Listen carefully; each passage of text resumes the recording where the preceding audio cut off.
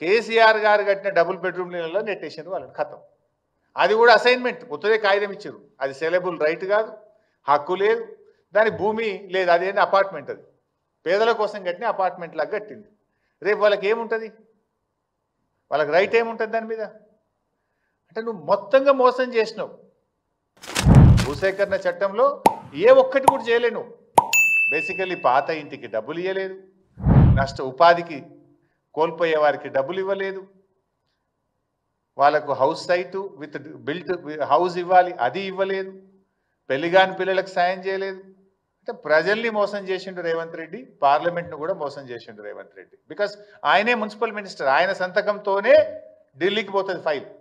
పార్లమెంట్లో ఏదైనా సమాధానం చెప్పాలంటే రాష్ట్రంలో సంబంధిత శాఖ మంత్రి యొక్క అప్రూవల్తోనే ఆ సమాధానం పార్లమెంటుకు వెళ్తుంది.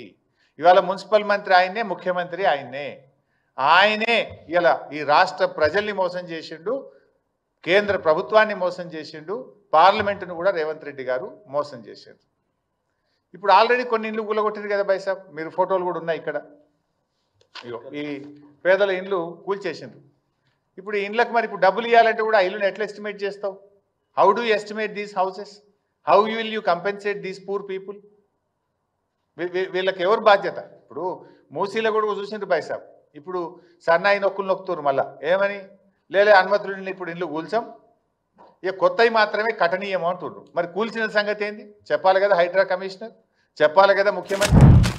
కూల్చిన మూసీ ఇండ్ల సంగతి ఏంది? హైడ్రా ఇండ్ల సంగతి ఏంది?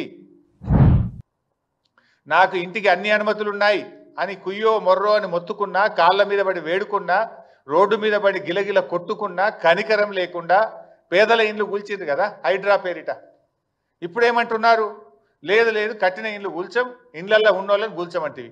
ఆ చిన్న పాప నా పుస్తకాలు తెచ్చుకుంటా, మా నాన్న కొనిచ్చిన వాటర్ బాటిల్ తెచ్చుకుంటా అంటే కూడా ఆ పసిపిల్ల మీద కూడా కనికరం లేకుండా ఇండ్లు కూలగొట్టారే.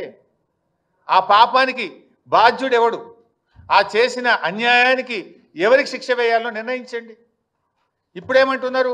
లే మేము ఇక కొత్తవి కూల్చము అంటున్నారు, ఏదో డేట్ పెడతాము అంటున్నారు. మరి కూల్చిన వాటి సంగతి ఏంటి? వాళ్ళు కట్టిండ్రు, డబ్బులు కట్టిండ్రు, పే దెమ్ ద కంపెన్సేషన్ ఇచ్చినా వాళ్ళు పడ్డ క్షోభ, వాళ్ళు పడ్డ బాధ, వాళ్ళు అనుభవించిన నరకమైతే పోదు కదా. తక్కువ బాధన? వర్షం పడుతుంటే నడి రోడ్డు మీద పడేసిండ్రు, పిల్లల పుస్తకాలతో సహా, బట్టలతో సహా, కట్టు బట్టలతో ఇళ్ళకి వెళ్ళి బయటకు వెళ్ళగొట్టి గోసపుచ్చుకున్నారు కదా. ఇప్పుడు మళ్ళీ డేటు మారిస్తే నీ నిర్ణయం మారచ్చు, కోర్టు మొట్టికాయలు వేస్తే మార్చుకున్నావు. కానీ ఆ పడ్డ క్షోభకు ఎవరు బాధ్యత వహించాలి? ఆ పడ్డ బాధకు ఎవరు బాధ్యత వహించాలి? ఆ కూలిన ఇల్లుకు ఇలా కంపెన్సేషన్ ఇచ్చి వాళ్ళని కాపాడుకోవాలన్నా వద్దా?